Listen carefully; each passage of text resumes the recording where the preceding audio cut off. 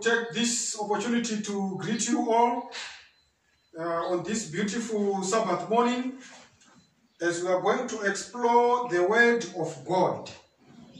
This morning, I have decided to take us back into a far place and point in time in our history as the children of God. Today's discussion dates back from the early days of creation when sin entered the human race. Our discussion this morning is entitled, "What happens when you die?" What happens when you die? Death is a complex subject to many people in Christendom. Many Christians do not understand what death is. Many Christians do not comprehend the answer to the perennial problem of death. And this morning or today we are going to delve into that discussion and examine what death is all about. What is death? Where did it come from? How will it end?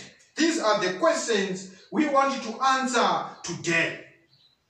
What happens when someone dies? What really happens when someone dies? In the realm of Satanism and Spiritism or spiritualism, there are various theories that abound. One of them is that in Spiritism, they claim that the dead are not dead. When you read from the book called Spiritism, History, Phenomena, and Doctrine, page 25, written by J. Arthur Hill, he says, the fundamental principle of Spiritism is that human beings survive bodily death, and that occasionally, under conditions not yet fully understood, we can communicate with those who have gone before. This is J. Arthur Hill in his book called Spiritism, History, Phenomena, and Doctrine, page 25. He says that the fundamental principle of Spiritism is that human beings survive bodily death. This is the common principle out there, that somewhere, somehow, when people die, they survive bodily death. And he goes on further to say occasionally, under certain conditions that are not fully understood by humans, humans can communicate with those who have gone before. This is what J. Arthur Hill is saying. He is not the only one in this class, but we have got several people who claim that they can communicate with the dead under certain conditions. But today, we want to examine what the Bible says about the state of the dead. Where are the dead? Can the dead speak to us? These are the questions, the fundamental questions we are going to answer today. There are people who claim to make telephone calls to the dead. We want to see what is it that will be happening. Point number 2, it says Spiritism claim the dead communicate with the living. Those who believe in Spiritism, they claim that the dead can communicate with the living. Another author called Sir Oliver Lodge writes and he says, "There is no death in the graveyard. I have frequent talks with the dead. I cannot doubt that people live after death, for I frequently talk with them." This is Sir Oliver Lodge writing in his book. He says, "I have frequently talked to the dead, and I cannot doubt that people live after death, for I frequently talk with them." This is Sir Oliver Lodge writing, and he claims that he speaks to the dead. There are many people out there who hold the same claims like Sir Oliver Lodge, who believe or claim that they can speak to the dead. And we want to examine this morning what the Word of God says. What does the Word of God say? If you go to Isaiah chapter 8, verse 19, it says, "And when they shall say unto you, consult the mediums and the wizards, that people and matter, shall not a people consult their God? Should they consult the dead on behalf of the living?" Isaiah chapter 8 verse 19 says, "When they shall say unto you, consult the mediums and the wizards, that people and matter, shall not a people consult their God? Should they consult the dead on behalf of the living?" Isaiah is saying, Shall people consult the dead on behalf of the living? Which means the Bible is explicitly clear that the dead do not know anything. Reason why God is saying, why do you waste time consulting the dead? Shall people not consult their God? That's what the Bible says. When you go to Deuteronomy chapter 18 verse 10 to 12, it says, "There shall not be found among you anyone that maketh his son or his daughter to pass through the fire, or that useth divination, or an observer of times, or an enchanter, or a witch, or a charmer, or a consulter of familiar spirits, or a wizard, or a necromancer."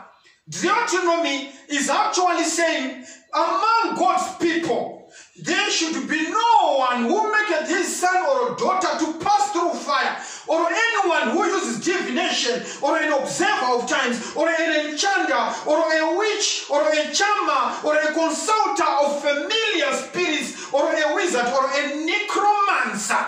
Deuteronomy, God is saying that should not be found among God's people, or all those who profess to be God's people. They should not ask after familiar spirits. They should not be enchanters. They should not consult familiar spirits. They should not consult mediums. They should not consult those who practice necromancy. For all that do these things are an abomination unto the Lord, and because of these things the Lord God drove them out from before thee. When you go to Exodus chapter 22 verse 18, it says, "You shall not permit a sorcerer to live." A sorcerer to live. You shall not permit him to live. 1 Chronicles chapter 10 verse 13, it talks about Saul. You remember the familiar story of Saul when he went to consult the witch of Endor. We are told that Saul died for his unfaithfulness which he committed against the Lord. This is 1 Chronicles chapter 10 verse 13. It says, Saul died for his unfaithfulness which he had committed against the Lord, and also because he consulted a medium for guidance. So, we've met King Saul. He died, and the reason that is stated in 1 Chronicles chapter 10 verse 13 is because he consulted a medium for guidance. So the Bible is clear that consulting mediums, consulting wizards, consulting familiar spirits, or those who practice divination is not biblical, and God has made injunctions that are against such people who do those things. And Saul died because he consulted a medium for guidance.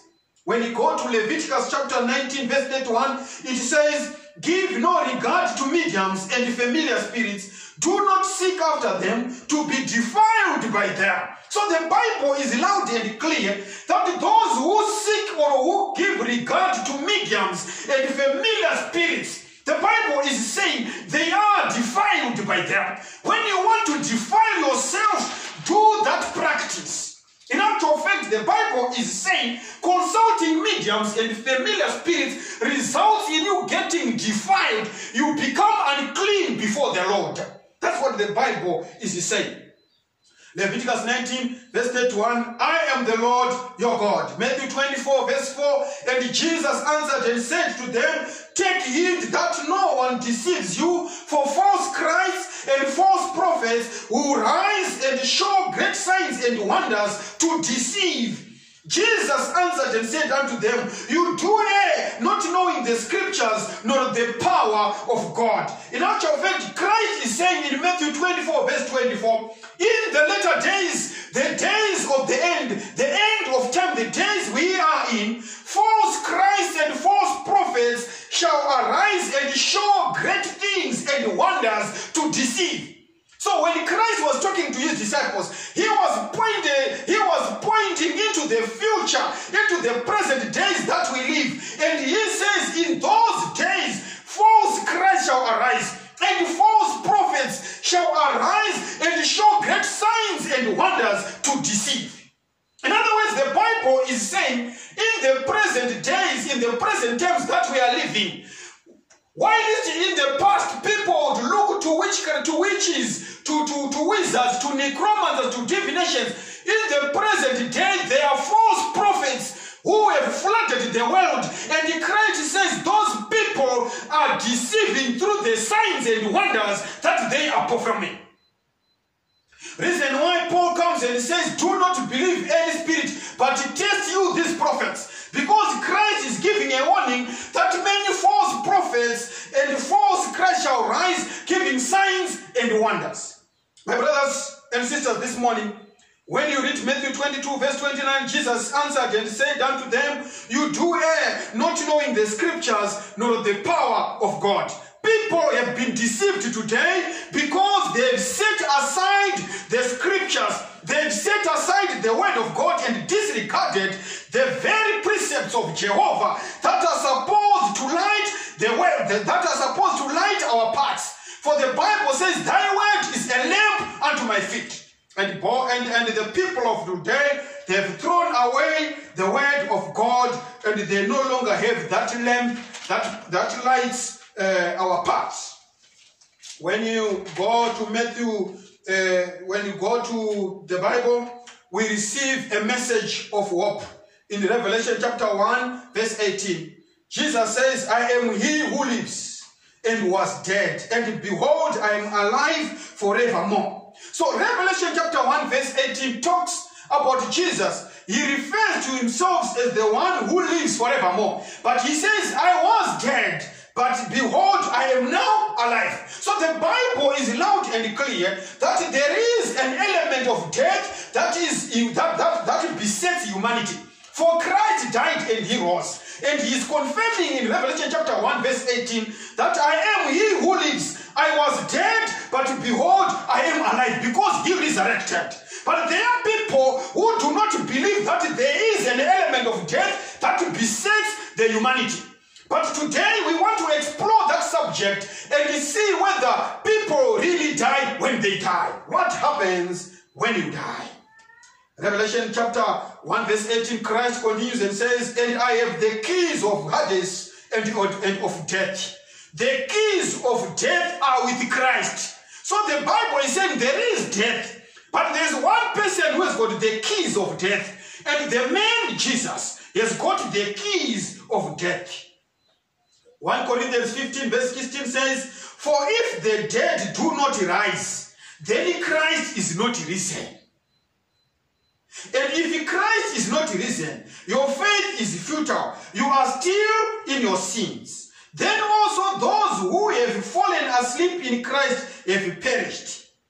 You will find that the Bible is explaining that Christ rose from the dead. The Bible is on record to say Christ rose from the dead. And the fact that Christ rose from the dead gives us an assurance that those who die in Christ, when Christ shall be seen for the second time, when he comes to take his children home, then those who are dead in Christ shall rise. So Paul gives an assurance that to those who die in Christ, we have got an assurance that Christ rose from the dead. Reason why he says, I am he who was dead, but I am now yet alive, and I have got the keys of death. So the one who is going to unlock death, who is going to unlock those who lie in the graves, is none other than Christ when the trumpet shall sound on the very last day. These are the scriptures that we are going to examine. But before we go there, what is the origin of death? How did it start? the origin of death. Death originated in the Garden of Eden when Adam and Eve sinned. Genesis chapter 2 verse 16, we read, and the Lord God commanded the man, saying, of every tree of the garden you may freely eat. Verse 17, but of the tree of the knowledge of good and evil you shall not eat. For in the day that you eat of it, you shall surely die. God told Adam and Eve at creation that of every tree in the Garden of Eden you may freely eat, but of the tree of knowledge of good and evil you shall not eat, for the day you eat you shall surely die. So death was announced, and Adam and Eve knew the conditions that were supposed to hold if they were going to live forever and ever. And Christ and God said, you shall not eat of this tree, but you can eat all the other trees. But let me tell you, my brothers and sisters, in Genesis chapter 3 verse 4, we meet another command coming from the snake. The snake said to Eve, you shall not surely die. Genesis 3 verse 4. So you find that there are two statements that we meet in the Garden of Eden. And these two statements are wreaking havoc even today. As you are listening to this discussion, those two statements are brewing a conflict or a great controversy in your mind. So today we want to discover which commandment are you going to listen to. The commandment from God or the commandment from the snake. Because when you read from Genesis chapter 2 verse 16 and 17, it says, and the Lord God commanded to Adam and Eve to say, the day you are going to eat of this fruit, you shall surely die. But when you go to Genesis chapter 3 verse 4, the snake comes and says to Eve, you will not surely die. So we have got two commandments. The commandment from God says the day you are going to eat of the fruit, you shall surely die. And the commandment from the serpent, from the snake, that old serpent, the devil, says to Eve, you will not surely die. So you find that was the genesis of the great controversy over death. God says the day you sin, you will die. And the snake came to Eve and says, when you eat, you will not surely die. You will die, but not sure. That's what the snake is saying. Even today, people do not believe that when someone dies, he dies. They believe he does not surely die because the snake said it. And this is the struggle that we face today, that people continue to listen to the snake, which said you will not surely die. You will die, but you will not surely die.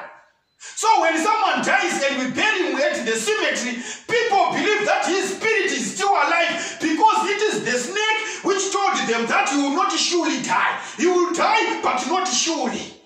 So you will partially die. So this message came from the snake, and the people believe that they can communicate with the dead. Why? Because they are listening to that old serpent, the devil. My brothers and sisters, Genesis 3 verse 22, God says, now man has become like one of us to know good and evil. And now lest he put out his hand and take also of the tree of the life and eat and live forever. Therefore the Lord God sent him out of the Garden of Eden. So God chased men to prevent perpetual wickedness. Because if Adam and Eve were left to stay in the Garden of Eden, they would have gone and plucked the tree of life and ate, and they would then live forever and ever being sinners. So they were chased out of the Garden of Eden. So when they were chased out of the Garden of Eden before eating the tree of life, it means they were not going to be perpetual sinners, but they were going to die. But remember, Genesis 3 verse 4, the devil has told Eve that you shall not surely die. That became the greatest controversy that we still face today. That people cannot believe the plain that says the Lord. God said, because you have eaten of the forbidden tree, you will die. But the devil said, you will not surely die. You will die, but not surely. That's where the complex or the war begins. God says you will die. The devil says you will die, but not surely. Not surely. So the Adam and Eve were chased out of the garden to till the ground from which he was taken. Genesis chapter 3, verse 27. When you go to verse 18, Genesis chapter 3, you shall eat the herb of the field, in the sweat of your face, you shall eat bread till you return to the ground. So the Bible is saying you are going to eat the sweat of your face, you shall eat bread till you return to the ground. So God told Adam and Eve, from now henceforth, you are going to return to the ground. You are going to return to the ground from where you were taken. The Bible is clear and God is clear that people are going to go back to the ground, for out of it you were taken. For dust you are, and to dust you shall return. This is God saying, when you die, you return back to dust, for you were taken out of dust. So we want to look at Genesis chapter 2, verse 7. When God created man, we are told in verse 7 of Genesis chapter 2, and the Lord God formed man of the dust of the ground, and breathed into his nostrils the breath of life, and man became a living being. So the breath of life, when we are talking of the breath of life, it is not the spirit as in Holy Spirit. No, this is the life-giving power, the air from God. That ability to suck in oxygen, that ability for you to live, that's what we call the breath of life. If you go to hospital, someone can be put in an oxygen. While the oxygen is on his nostrils, he can still die because that ability to live or the breath of life has departed. So the breath of life refers to the power or to the life-giving power that comes from God. That ability, that power to live is what we call the breath of life. It is not the oxygen as in the air that is emitted by the leaves out there. No, the ability or the power to continue to live, that which makes you be able to suck in oxygen, that becomes the breath of life. It is not the Holy Spirit. It's the power, the ability to live. So the breath of life, which God breathed into his nostrils, and we are told that man became a living being. So when you continue, you find that there is a simple equation here. If you read from Genesis chapter 2, verse 7. So God created a body from mud. So body plus breath of life equals to a living soul. So you get your body that was created and God breathed into his nostrils, which is body plus breath. You then get a living soul. When you go to Greek, in Greek, there's a word which they call pneuma. P-N-E-U-M-A, pneuma, which means breath. When you talk of pneumonia, I'm sure you are familiar with the word pneumonia. Pneumonia is a disease of the lungs or a breathing disease. That's what we call pneumonia. He died of pneumonia. It means his lungs were affected and he could not breathe properly and he died. So in Greek, the word breathe or pneuma. So when we talk of pneumatic tires, we are talking of tires with air in them. So in Greek, the word for breath is pneuma, where we get the word pneumonia. So we can say body plus pneuma equals to a living soul. You get the point? So when we talk of a living person minus breath, it's a corpse. You get a corpse. You can only get a living soul or a living person when the corpse and breath are together. When you subtract any of one thing from the equation, man ceases to be. That's the simple mathematics. So the word pneuma carries the idea of the spirit when it is used to mean Holy Spirit. So when it is used when in Greek, when we talk of Holy Spirit, we say hagios pneumatos. That's the Holy Spirit. But pneuma alone simply means breath. But when you go to the Holy Spirit, it then comes as hagios pneumatos.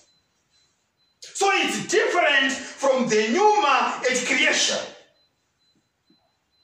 So the power to live is the breath of life. That which makes you able to suck in oxygen so that the body processes can continue. That's the power that God put in man.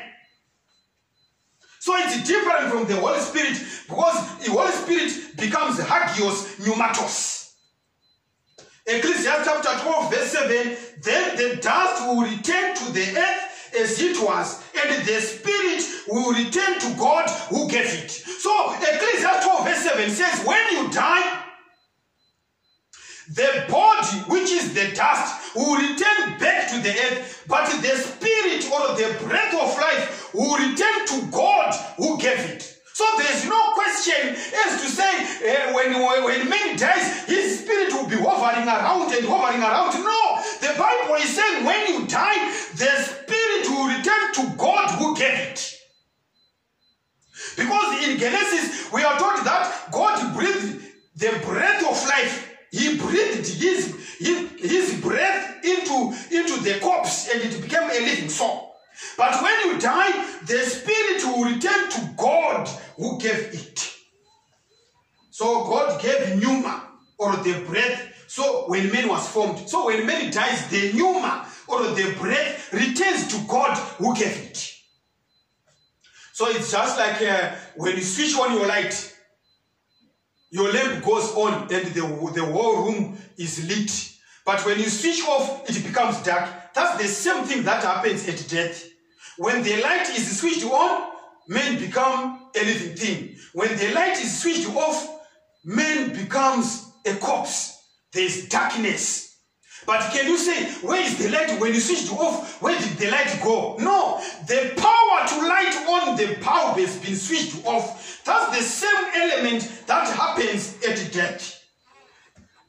My brothers and sisters, when you go to the book of Job, Job chapter 27 verse 3, it says, all the while my breath is in me, and the Spirit of God is in my nostrils. So the Spirit that is in my nostrils, it is the Spirit of God. The pneuma, the breath, the pneuma of God is in my nostrils. It is not your spirit. So man does not have a spirit, because Job says, all the while my breath is in me, and the Spirit of God is in my nostrils. So man does not have his spirit, which you can divide. This is a Masimba spirit, this is a James spirit, this is a whatever spirit. No, it is the pneuma of God. The pneuma of God. So the breath or a pneuma stays in the nostrils. It is not the Holy Spirit. It is the pneuma. The breath is which stays in the nostrils. Psalms 146 verse 3, put not your trust in princes, nor in the Son of Man, in whom there is no help. His breath goeth forth, he returneth to his earth, in that very day his thoughts perish. Do not trust man, because his breath goeth forth, he returneth to his earth, and in that very day his thoughts perish. When man dies, even his thoughts, they perish. So you cannot go and consult the dead, for they do not exist, and their thoughts, they also perish. So they cannot have anything to do with the living, because they do not know anything. Their thoughts perish at the very moment when they die. Just like when you switch off the light, it's dark until electricity returns. When you are load shedded, you are in darkness until Zesa returns its electricity. Ecclesiastes 9 verse 5, for the living know that they will die, but the dead know not. The dead know nothing, and they have no more reward. The living know that they will die, but the dead, they do not know nothing. They know nothing, and they have no more reward. We know, for the memory of them is forgotten. We can't remember them anymore. Also their love, their hatred, and their envy now perished. It's gone. Verse 6. Job chapter 14 verse 21, my brother says, his sons come to honor, and he knoweth it not, and they are brought low, but he perceiveth it not of them. The Bible is saying when a man dies, his sons come to honor, and he knoweth it not, and they are brought low, but he perceives it not. He does not see that his sons are being abused. He cannot see it because his thoughts have perished. When you go into the Bible, what we are seeing from these verses is that when one dies, he knows nothing. Nothing. Know nothing. When you die, you know nothing. What about the spirits of the dead at the grave? We have heard so many stories about people who see different things at the grave and they believe that these are the spirits of the dead. What about those spirits? What is it that will be happening? This is what we want to discover. Job chapter 7 verse 9. As the cloud disappears and vanishes away, so he who goes down to the grave does not come up. The same manner clouds disappear in the air is the same manner that affects those who go down to the grave. They do not come up. That's what the Bible says. He shall never return to his house, nor shall his place know him anymore. If ever there was a bedroom for your father or mother, when they die, they will never return to their house. Their place will never know them anymore. But we shall discover today and answer an important question. That what is it that we hear at the graves or in the house? We are told that their mother, when he died, she was so cross and very angry. And what happens every night is that she comes back and starts to put things in order in the house. We will discover from the word of God, what is it that will be putting order in the house? Is it the spirit of the mother who died, or there is some other spirit which we are not familiar with? And the Bible is going to unearth the mystery behind all those mysteries. So you will find that when you talk about the spirits that we claim to see at the graveyards or in our houses or in our lives, or these false prophets of today, they always bind and cast. We are going to discover from the word of God that Jesus said in Matthew 24:24, behold, a false Christ and false prophets. What spirits are they binding? What spirits are they casting out? We want to discover whether they are the spirits of the dead or there are some other spirits after another order which we are not accustomed to. That's what the Bible is saying. And we want to discover that from the Holy Writ. 2 Corinthians chapter 11, verse 14 and 15 says, and no marvel, for Satan himself is transformed into an angel of light. Therefore, it is no great thing if his ministers also be transformed as the ministers of righteousness, whose end shall be according to their works. For they are the spirits of devils, working miracles which go forth unto the kings of the earth and the whole world. 2 Corinthians chapter 11, verse 14 and 15. It is saying, do not be deceived, for the devil himself and his angels, they transform themselves into angels of light, deceiving people, performing miracles, binding and casting and doing whatever, whereas they are the ones who are impersonating the dead. This is what the word of God is saying, because the Bible says the dead do not know anything. And what the devil is saying, the Bible tells us that the devil was cast out from heaven with a third of his angels. And when he was cast down to this earth, he went about to deceive the nations. And today people have believed that those who are dead know anything. But the Bible is saying, no, it is not the spirits of the dead, for the dead do not know anything. But it is the devil and his angels who are masquerading as people who died long back. My brothers and sisters, this morning, the Bible is loud and clear. When you go to Revelations chapter 16, verse 14, it says, for they are the spirits of devils, working miracles, which go forth unto the kings of the earth and the whole world. Whatever you are seeing, the miracles that are happening, and all the things that the prophets of today are saying, Revelation chapter 16, verse 14, is loud and clear, because it says they are the spirits of devils, working miracles, which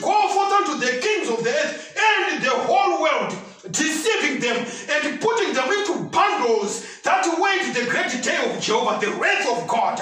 My brothers and sisters, this morning, when you look at the graveyard, the grave is the most peaceful place. But the devil has put things upside down to the extent that people believe that the grave is full of spirits of dead people. But the Bible today is saying, the dead do not know anything. These are the spirits of devils working miracles. Let's proceed, my brothers and sisters.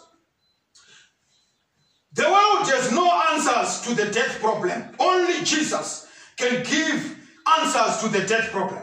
Psalms 115 verse 17, the dead do not praise the Lord, nor any who go down into silence. Job 14 verse 10, but man dies and is laid away. Indeed, he breathes his last, and where is he? It's Job who is asking a question, and he says, when man dies, he is laid away. Indeed, he breathes his last, and where is he? He's questioning, where do you find the dead? Where do you find him when he dies? He breathes his last, he is laid away, and where is he? Job 14 verse 12, so many lies down, and it does not rise till the heavens are no more. When a person dies today, the Bible says he does not arise till the heavens are no more. When this earth shall be made anew, when the trumpet shall sound, and when Christ shall descend from the eastern sky, when he shall call forth those who die in him to say, arise, when that time has not arrived. The Bible is saying, man is not no more, is no more, and you will not arise until the heavens are no more. My brothers and sisters, anyone who preaches not according to this word, we have discovered from the Bible that those are the spirit of the devils and false prophets working miracles and deceiving people. The world has been deceived by failure to understand the state of the dead. And Satan is taking a march upon Christendom. And many people have accepted the falsehoods from the false prophets because they claim that they are being attacked by the spirits of their departed ancestors. My brothers, let me tell you this afternoon, there is nothing like the spirit of the departed ancestors. Those are the spirits of devils.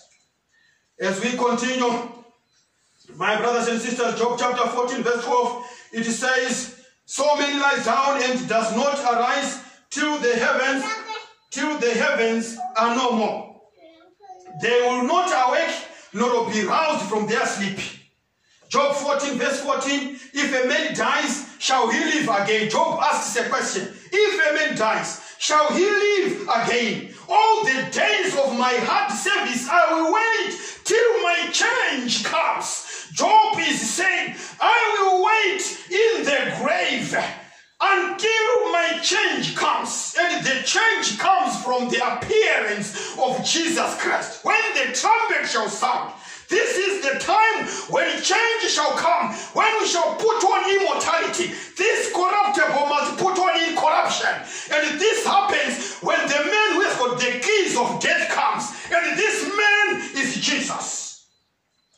Job 14 verse 15, you shall call and I will answer you. If I will, Job 17 verse 13, if I wait, the grave is my house. I have made my bed in the darkness. This is what Job is saying.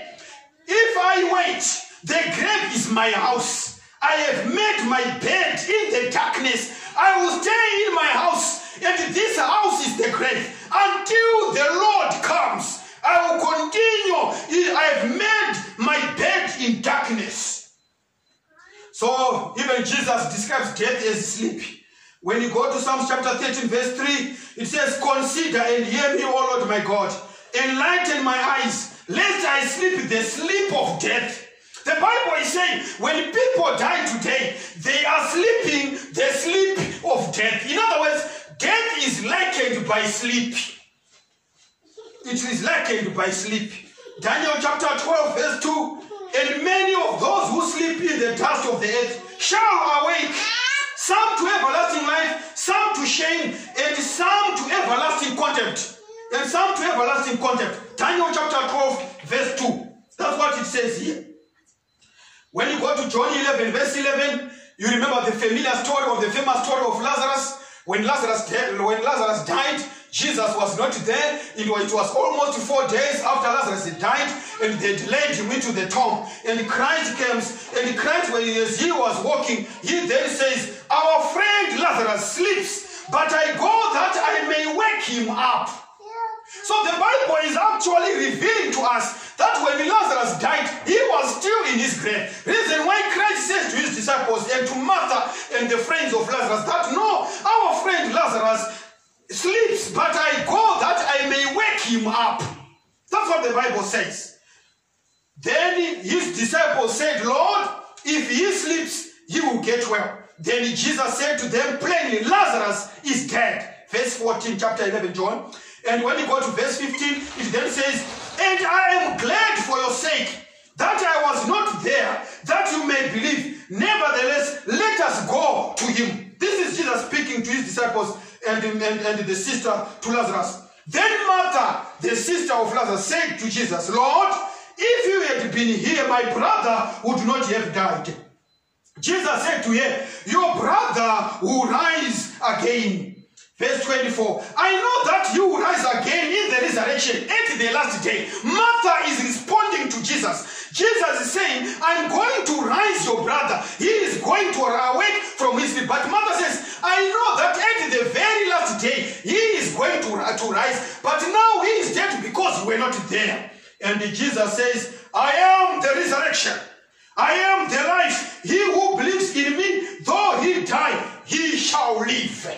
And when you go, you are told that when Jesus, in verse 39 of John chapter 11, we are told that, "But Lord, by this time there is a bad odor, for he has been there 4 days." Verse 39 says, when they arrived at the grave of Lazarus, it was 4 days, and the body was starting to decompose.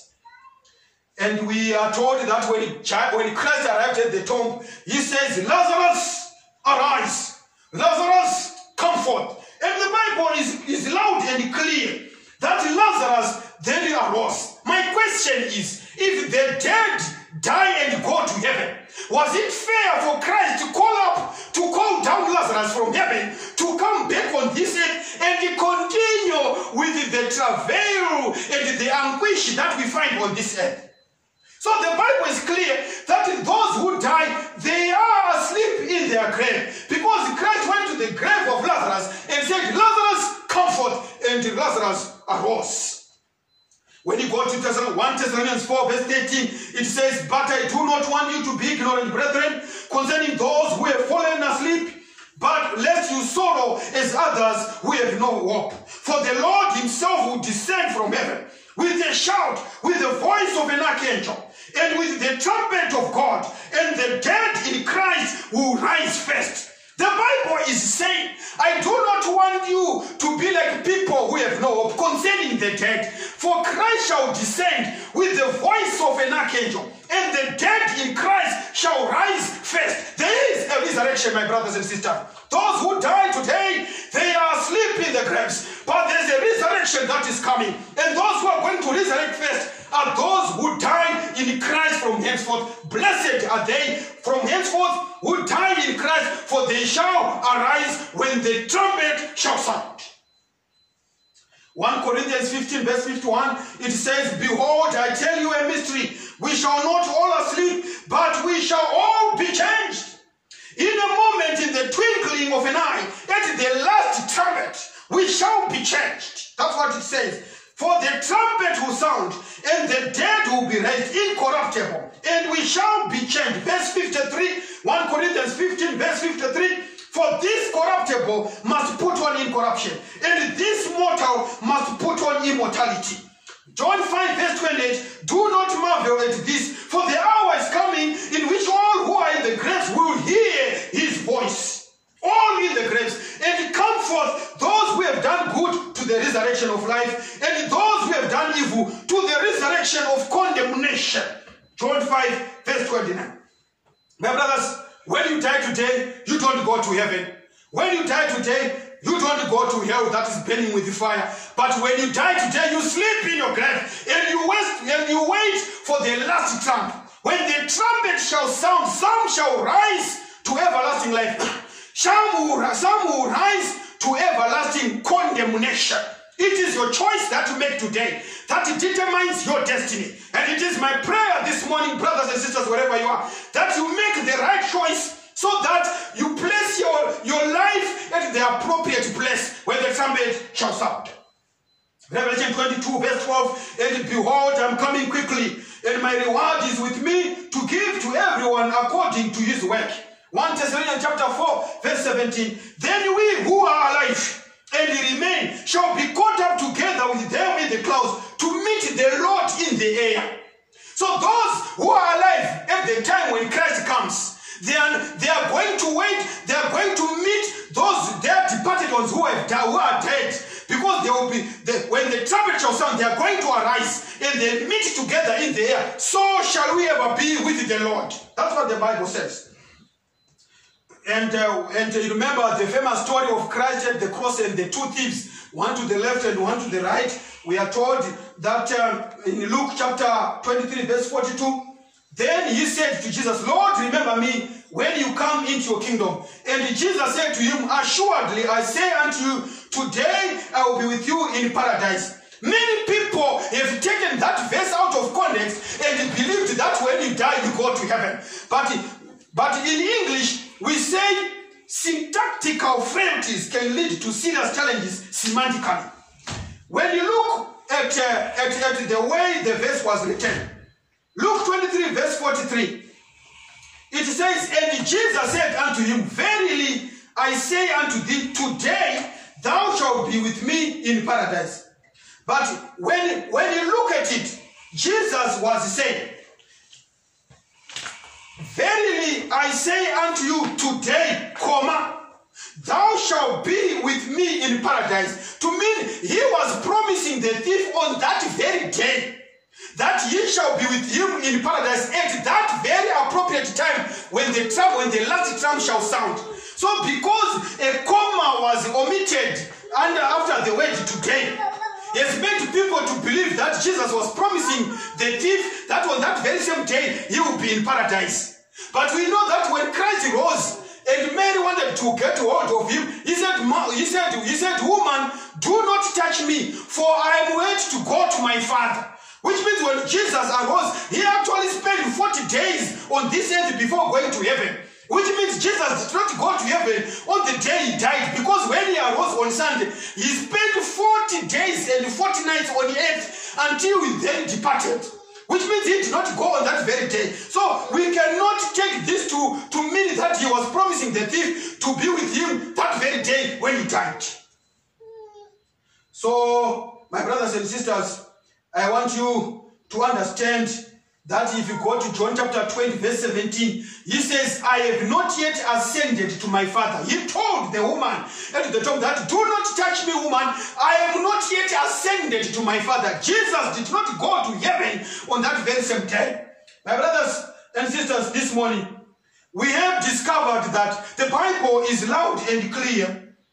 The Bible is loud and clear that those who die, they are sleeping in the graves, and the breath returns back to God.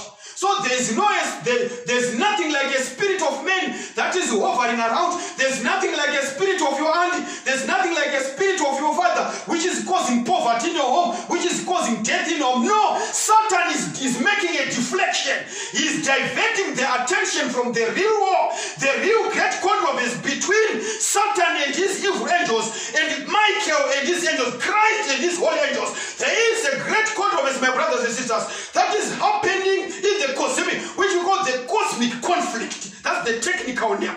That war is between Satan and his evil angels. He is fighting anything that is called God, and that's where the war is. My brothers and sisters, anything that you cannot explain between in the natural and the supernatural world, there is the agents of angels.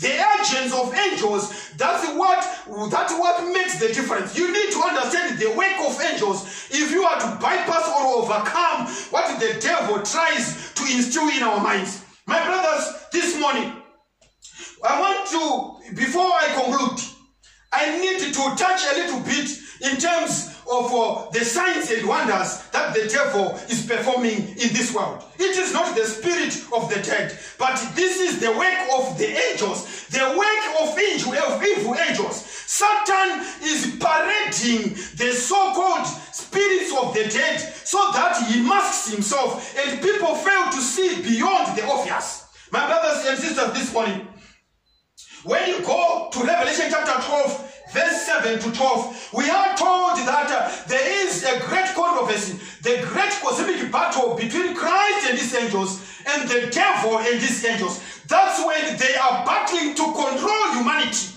And humanity has been seduced by the devil to believe that God is working on their behalf. Whereas the miracles and the deceptions that are happening from the false prophets and the false Christ, it is the dragon himself and his angels that are leading the whole world astray. The whole world has been deceived. Because in Matthew chapter 24, verse 24 to 25, it says that in the last days, false prophets and false Christ shall arise to deceive the very elect.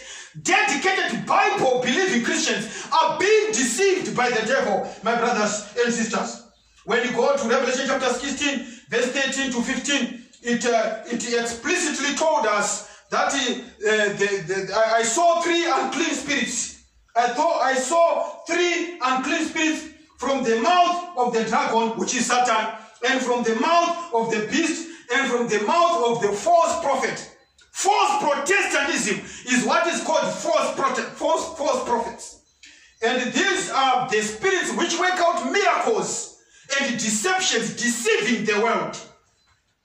My brothers and sisters, when you look at the Bible, the miracles that we see today, the power behind those miracles and deceptions that we are seeing in the world is the devil and his angels. For 2 Corinthians chapter 11, they say that the devil converts himself, he transforms himself into an angel of light. The greatest disaster that has happened to Christianity today, my brothers, is that the devil is now going to church. The devil has been converted and he is now a church member. Because the devil is now coming to church, he now sits in the temple and holds himself to be God, whereas people are being deceived. So I want to take you into a small journey before we pray of things that angels can do. You find that the Bible is loud and clear that angels can convert themselves into human beings. When you read from Hebrews chapter 2, verse 6 to 7, or Psalms 8, verse 5, we are told that man was made a little lower than angels, which means angels are a higher order than humans. Whatever human beings can do, angels can also do at a higher scale. This is what it means. And I also want you to understand that angels do not have bodies like human beings, but they are spirit beings. They can be wind, they can be spirits, they can appear in form of fire. We cannot see, touch, or handle them because they are spirit beings. So because they are spirit beings, there is a lot that they can do which we as human beings cannot do. My brothers and sisters, because angels are spirits, when the Bible talks of evil spirits, it's simply saying evil angels, because angels are spirits. So when the Bible talks of spirits, it's another word for angels. So when we talk of an evil angel, we can also say an evil spirit. It's one and the same thing. My brothers and sisters, angels can appear as human beings. Hebrews chapter 13, verse 1 to 2, it tells that some entertained angels unawares, which means angels can also appear as human beings. So when a human being appears in the graveyard, and it is during the night, and that human being seems to be like one of your departed relatives, no, it is not your departed relative, but it is an evil angel appearing as your departed relative. Are we together there? You find that they can also appear as lightning. Many people have been told horror stories that happen in Zaka or Bikita, horror stories that happen in Chipinge, of people being struck by lightning. My brothers and sisters, do not marvel. Those are the works of evil angels. They are not the works of your departed loved ones. In Ezekiel chapter 1, verse 14, we are told that the angels, as they travel as lightning, which means angels can appear as lightning. So when someone goes to a wizard, when someone goes to a prophet, when someone goes to a traditional healer and he gets medicine to strike someone with lightning, it is not medicine for lightning. It is an evil angel that is being commissioned to strike someone with lightning, for angels can transform themselves into lightning. My brothers and sisters, this morning, angels can take residence in inanimate objects. Mark chapter 5 verse 9, we are told the story of Legion.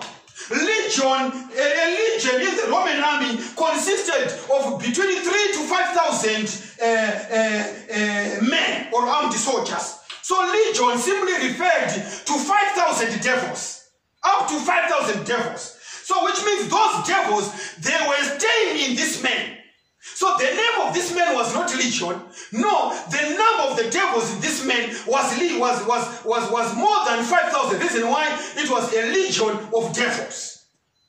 So demons or evil angels can stay inside a human being and cause him to behave weirdly. Some of the people who are mentally ill in town that you meet in the streets, they are possessed by evil angels. Not the spirit of the people that they killed. No, it's the devil and his angels who have taken residence in those people.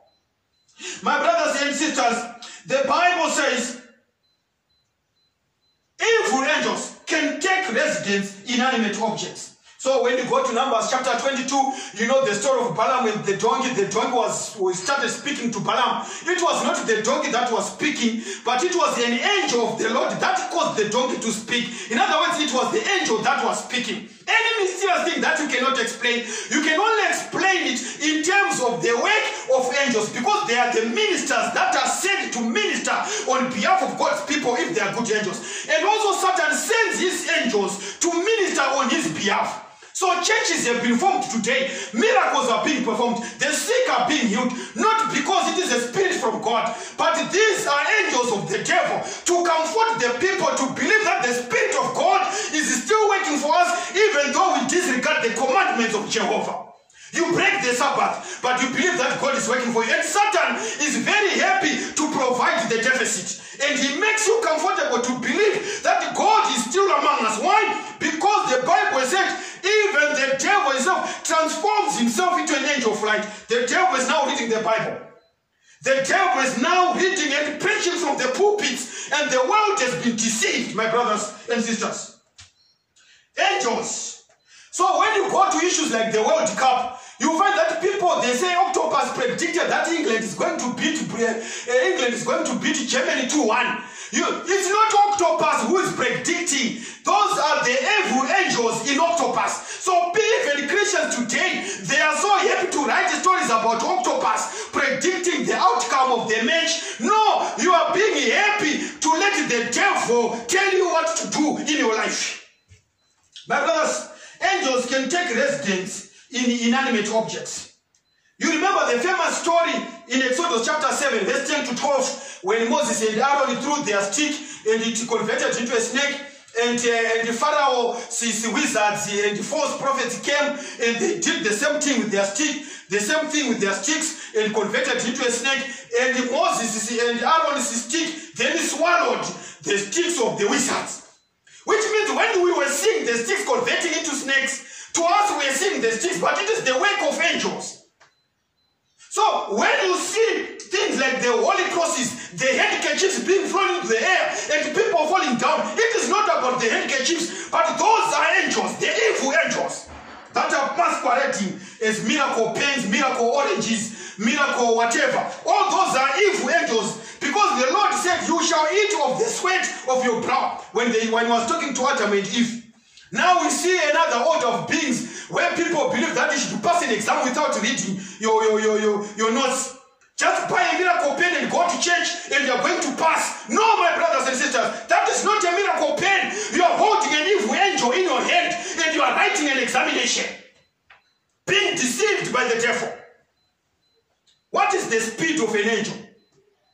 Ezekiel chapter 1 verse 11 and 14, it tells that the speed of an angel is just like the speed of lightning. So before you blink your eyes, an angel can go to America and back, to voltage and back and cause devastating results that can shock into all your senses until you believe that is the working of the Lord. So a false prophet can tell you that if you do not do this and that by such a date, your uncle in Mozambique is going to die at 12 o'clock. Your uncle in South Africa is going to die at 12 o'clock. And come that day, they will die. Why? Because an angel can be to South Africa, to Mozambique, before you blink your eye. Because the speed of an angel is just like the speed of a lightning. What is the knowledge of an angel? If you read from 2 Samuel chapter 14, verse 20, I'm just showing you some of the things that angels can do.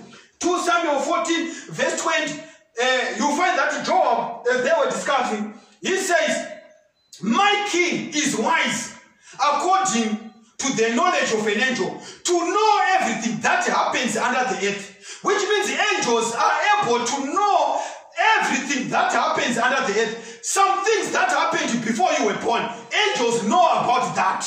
And they can narrate with terrible exactness. When you go to Acts chapter 10, verse 1 to 7, we meet the story of Cornelius. While Cornelius was praying in his house, we are told that an angel of the Lord appeared unto him and said, Cornelius. And he said, what is it, Lord? It's Cornelius who replied. And then the angel, it told Cornelius, send men to Joppa and look for Simon Peter.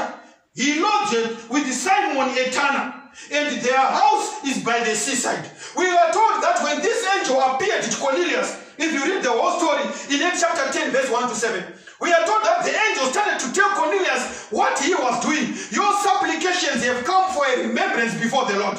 Send men to Joppa. This angel knew a place called Joppa. When you go to Joppa, go and meet a man called Simon Peter. This angel knew someone who was called Simon Peter.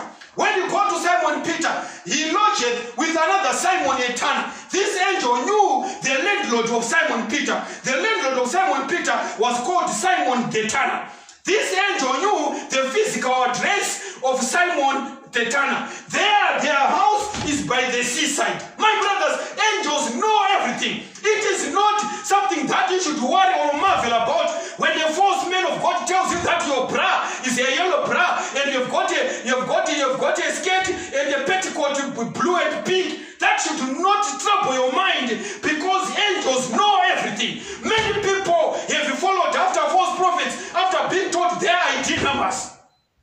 It's not a big thing to be told your ID number, for angels know everything and every detail and every nitty-gritty about our lives, because they have lived in our history, they have lived in our existence, they know everything. But the false and crazy prophets that we see today, people prophesying about your boyfriend, people prophesying about your ID, people prophesying about your bra, people prophesying about your pet, that is nonsensical. The nonsense that is happening in the religion.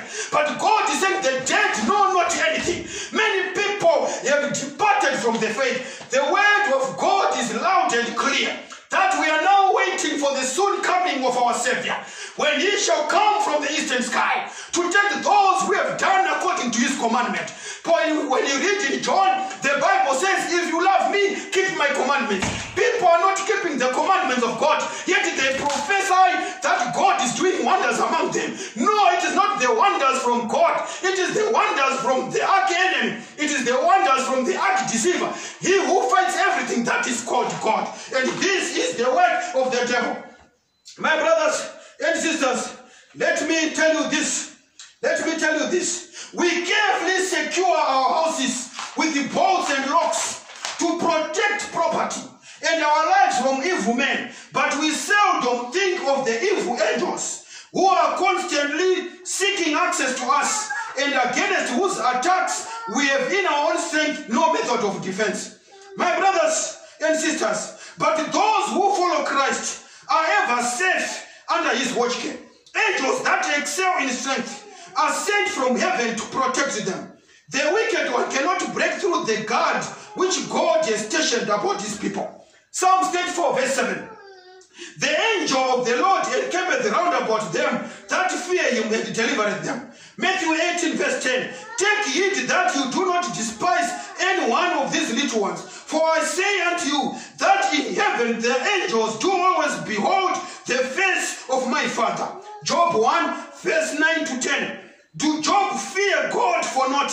Hast thou not made a hedge about you? My brothers and sisters, this morning, we are only safe when we follow Christ. We are only safe when we have got a connection with Christ. I want you to invite you this afternoon to have that powerful connection with Jesus Christ, so that the evil spirits, the evil angels of the devil cannot have a march upon you. Do not be deceived to think that the dead are the ones who are causing havoc in your life. The one who causes havoc in our lives is the devil and his angels. And he wants to divert attention from his evil work and his marauding march upon Christians. And people have found the comfort that they are worshiping God, whereas they are not, because the devil has transformed himself into an angel of light. And today we've unmasked his works, and you are saying wherever you are, Lord, I want to thank you for this afternoon's message, the message of deliverance, delivering me from being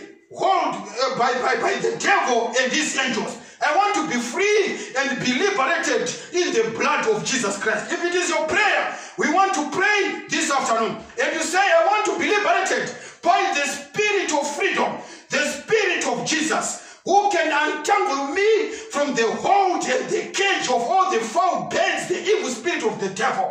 And only Jesus Christ in your life can liberate you. And it is your prayer this afternoon. We are now praying so that we may be liberated in our marriages. We may be liberated whatever that our hands find to do, so that we know the devil is the one who said you shall not surely die. But people die, and the devil fills in the gap so that people believe that their departed ones are not dead. My brothers and sisters, this afternoon I want to pray with someone wherever you are. You are saying, Lord, I want to thank you for this powerful message.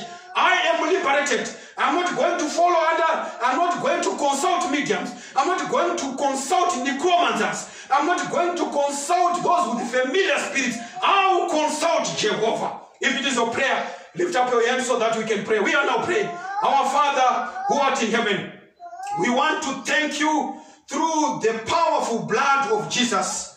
We also want to thank you for the Holy Spirit that dwells amongst us. We come before thee pleading for forgiveness of our sins. We have consulted familiar spirits. We have consulted witches and wizards.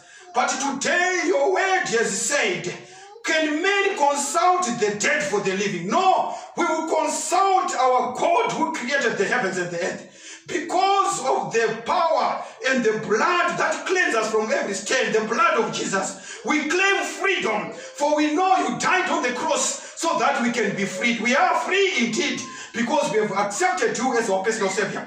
There are people out there who have made decisions because of this word, and they've accepted you as their personal Savior. Even if it means baptism, they are ready. Lord, receive them and forgive them their past. Forgive us all so that we may begin again. When the trumpet shall sound, when you shall come to take those who are dead, when you shall raise them, we pray, Lord, if you come and we are dead by that time, we may be raised by your precious voice. We want to thank you, Lord, for the message of this afternoon, for we ask all this in Jesus' name. Amen.